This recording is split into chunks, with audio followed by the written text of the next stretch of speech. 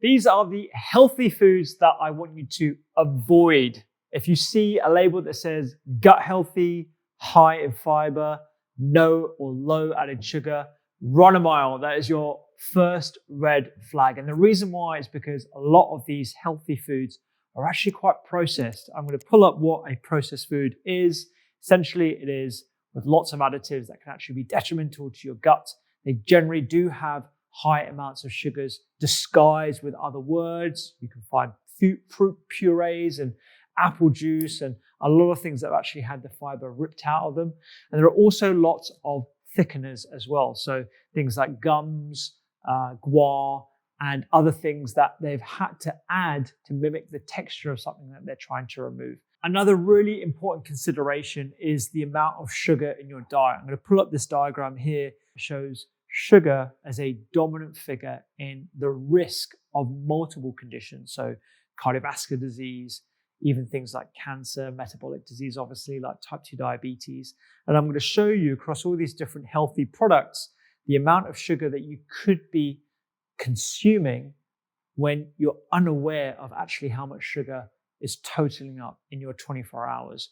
And just as a reminder, the amount of sugar as an adult that you should be having every single day, added sugar, is 25 grams. That sounds like a lot, but actually it's not that much at all. So the first culprit that is a red flag whenever I see it in a store is an energy ball. So energy balls generally are just a bit of dates, some peanut butter, maybe a little bit of coconut. But the ones that you can find in stores that are mass produced actually have a lot of other things added to them. Thickeners, fillers, and lots of other sugars to maintain the quality and preserve their shelf life as well. So this, for example, actually has 39 grams of sugar per 100 grams when you do the math. It's quite powdery. You can tell that the fiber from the dates has been pretty much pulverized. So if you think about the food matrix, that would slow, the more complicated your food matrix is, it would slow down the absorption of those sugars into your bloodstream. This has been completely pulverized, so it's all broken down. So when you chew it in your mouth, and by the time it gets to your stomach, you're going to disperse all those sugars straight into your bloodstream. It's going to cause that spike and the corresponding trough as well. So that is going to affect your appetite. It's going to make you feel more hungry. You're going to have more cravings. And can then impact, again, obviously, the total amount of sugars that you have every single day as well. Another issue I have with these kind of products is that they are really, really expensive as well. So this packet of just 45 grams costs £2. That's quite a lot of money for just 45 grams of product. And if I look at the ingredients as well, you've got a ton of extra ingredients. They've added vitamin B12 and vitamin D3 for some reason. I don't know what dose they've added. They've got gums, starches, grape juice extract, rice starch. So lots of different types of sugars where the dominant sugar should just be the dates. And it should just be, piled together. So not a fan of energy balls in general. If you want to make them, make your own and just make sure you're not over consuming them. Number 2. Oat-based cereals. Now, I don't have an issue with oats. We've done a full podcast episode and YouTube video on good quality oats. Oats exist on this spectrum. So on this side, you've got really good quality oats, Irish oats, pinhead, steel cut. Oats are really robust grains that have tons of fiber, tons of phytonutrients. They lower cholesterol. They should take a while to cook, around 20 to 30 minutes to fully break down those structures and then provide those gut-loving fibers for your gut microbiota. But the kind of products that we have that are in this mix are refined oat-based products. So things like these quick oats that you can microwave within a couple of minutes or quickly cook on the hob in just 2 minutes, which is way, way too quick. These are pulverized, they're steamed, they're pre-cooked, and a lot of these had added sweeteners as well. So whether that's honey or syrups, just to sort of add that sweetness that we're also accustomed to. So these are the ones that you want to avoid, and the ones that look particularly healthy as well. I used to get confused by these kind of cereals a lot. And actually, when you look at the nutritional information, you'll figure out that the amount of added sugars that you're consuming in just 100 grams is 20 grams. I wouldn't have less than 50 grams in a bowl of cereal.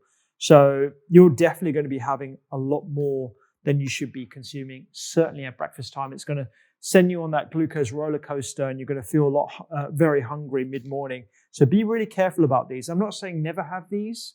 I'm not saying that we should steer clear of them completely, but they shouldn't be your daily staple. These should be luxury items, not something that you eat, especially if you think that you're eating healthily as well. They're also quite expensive. These are, how expensive are these? We bought them before. They're expensive. These can be expensive. So just be aware of them. Make your own oats, mix them with nuts and seeds, add your own spices. It's a lot cheaper. It does take a little bit extra work, but it's so much more healthy for you and a lot cheaper as well. It's a big thing. Another bugbear of mine, healthy yogurt. So yogurts that have got dark green tones on the front. They say things like deliciously good for your gut health, low fat, no added sugars or sweeteners. This one actually doesn't have no added sugars, and it's got a lot of sugars added to it. And when you look at the amount of sugar per 100 grams, it is 11 grams of sugars per 100 grams. So this whole pot will contain 15 grams of sugar. I hope you're doing the math here. I'll do the math at the end to give you an idea of just how much sugar you'll be consuming. These aren't the best for your gut health because of the additives, the thickeners, the fillers. They've reduced a lot of the fat. It takes away a lot of the texture. And to mimic that texture, you need to add a lot of additives that are actually not great for your gut health either. So just be really careful about having this. Again, like I said, not something that I think you should never, ever have. If you want to enjoy this, enjoy it, but don't do it as a daily staple. It's not good for your overall health and well-being. And they tend to be a lot more expensive as well. If you do want to enjoy yogurt, choose a good quality, full-fat, Greek style or authentic Greek yogurt. It's got a lot more protein in. You're going to have those live cultures, and it's got nothing else apart from pasteurized milk or raw milk and some cream in it, and that's it. That's all you need from a good quality yogurt. Add your own berries, go for frozen. So much cheaper and so much better for your health as well. So avoid this. This is healthy food number 3 to avoid. Just a quick one. If you're enjoying this kind of content, you will love our free newsletter called Eat, Listen, Read. Every week, I send you a recipe that you'll absolutely love, something to listen to, something to read, sometimes something to watch, less than 3 minutes, and it will help you have a healthful, happier week. You can find that in the link down below. Say that again? They're £3. Okay. £3. Number 4, salad dressings. Now, I like a good salad dressing. A salad dressing for me is nothing but good quality, extra virgin olive oil, maybe a bit of mustard, maybe a little bit of balsamic, maybe a bit of red wine vinegar. Mix it together, a bit of salt, and you have a lovely dressing. For convenience, a lot of people buy these kind of products from supermarket shelves. They look and appear healthy, and particularly if you're on a strict diet, you might think, grab one of these, bit of green leaves, done. I can understand the convenience aspect, but when you know the basics of a dressing that you can look at, we've got tons on the Doctor's Kitchen app, for example, you won't need to rely on these products. And the other reason why I don't like them, not only because they're adding to your costs, is that they do add sugar to these. The reason why is because the bitterness that we've kind of lost an appreciation for just through the prevalence of processed foods and high sugar foods that we have in our supermarkets mean that people wouldn't choose a dressing if it didn't have a good flavor to it. And so these, unfortunately, have to add sugar. And also from a preservative point of view, sugar is quite an easy option to add. So this dressing per 100 mils is around 12.5 grams of sugar. So you can imagine just pouring a little bit of this liberally, thinking that you're doing the right thing, adding a bit of oil. Oil is good for me. I heard it on a Doctor's Kitchen podcast, always got all those anti-inflammatory actions. Not this kind of oil, first off, but this is something that you don't want to have in your diet every single day. If you're out and, they're using a dressing, that's fine. That's not a daily staple, and this is not a daily staple for you. So try and avoid these. Make yourself a good quality dressing yourself. invest in a really good quality extra virgin olive oil. Those are the ones for benefits. And when you're looking for a good quality extra virgin olive oil, the things that you want to look out for are cold pressed, single origin, early harvest, and a really good manufacturer will not just have the traceability on their website, they will also have a lab report that shows a high polyphenol count. And a high polyphenol count that has been associated with less oxidative stress, reduced inflammation, and improved cardiovascular outcomes is over 250 milligrams of polyphenols per kilogram of product. Look out for that. Number 5, ginger shots. Gosh, I really do not like ginger shots. I don't have a problem with ginger shots at all. If people want to eat ginger in that way, we've done a whole episode on ginger teas, ginger extracts, dried ginger, and fresh ginger. They have different concentrations of polyphenols that have genuine anti-inflammatory effects. They can even reduce histamine, which improves allergic rhinitis, the whole host of benefits of ginger. But when you have a ginger shot that you buy from a cafe, dare I say it, Pret a Manger, I really hate the way Pret a Manger add sugar to everything. You're not getting the benefits of the ginger. You're getting a good dose of sugar. So for example, this is only 20% ginger root. The rest of it is lemon juice, Osceola cherry powder, which is essentially sugar. You've got apple, which is essentially sugar, because there's definitely not a whole apple in this. This is pureed apple juice, which is sugar. And you've also got ascorbic acid as a preservative. That's necessary, I guess. And in terms of the amount of sugar that you're going to be consuming in one of these little pots, it will be around 2 teaspoons or so. So you're getting a lot of sugar just from this. It should have no sugar. If you want to make your own ginger shot, just puree some ginger, put it through a sieve, add some lemon juice to it and some water, and then you've got your own ginger shot. And you'll have a lot more ginger than in this little shot as well. Also, made out of plastic. You're consuming excess plastic because this is quite acidic as well, so it will increase the amount of plastics that you have in your system. And this one is actually made out of glass, which I appreciate. But again, this has got 30% ginger. The rest of it is juice, honey, and water. So this doesn't actually tell me how much sugar there is per 100 mils, but I can guarantee you it's going to be a lot more than you should actually be consuming. Just make your own ginger shots at home. Don't invest in these. And these are really, really expensive as well. Let's look at how expensive this is. £2.70 and £2.10.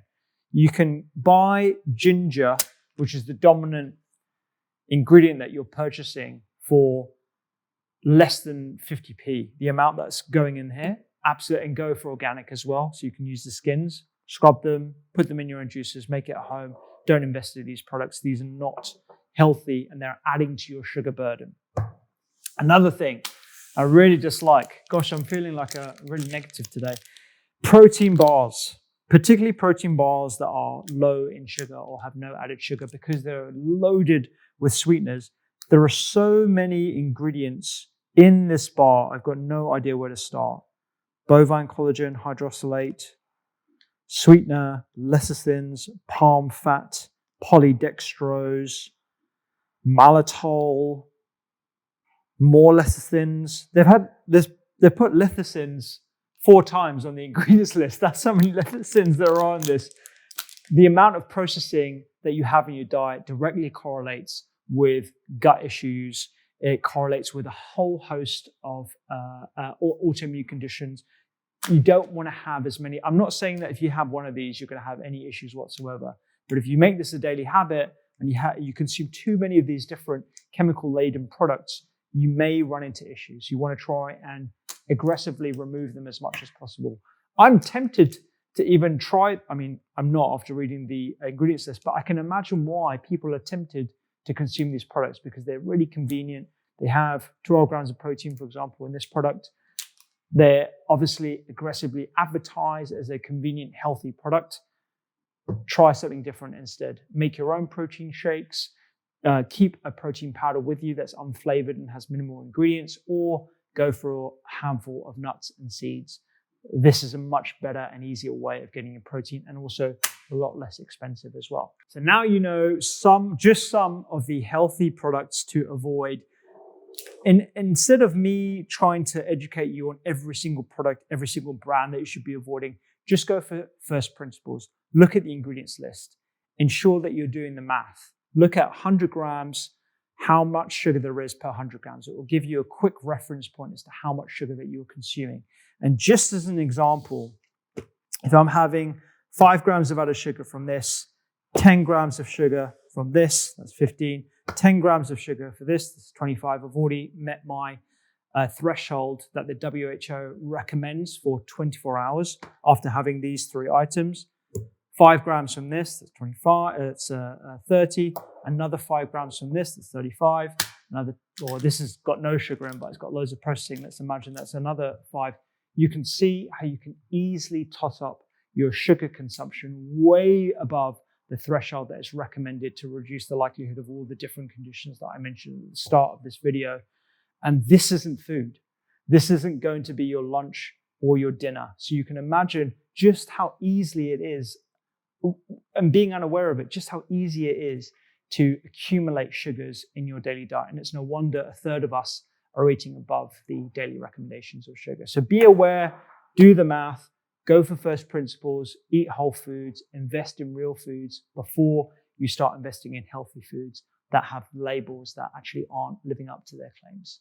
If you love that episode, you'll love this episode that I've done on chocolate. I do a deep dive into the research behind why chocolate has benefits and how you can choose the best type of chocolate in supermarkets to have those healing properties.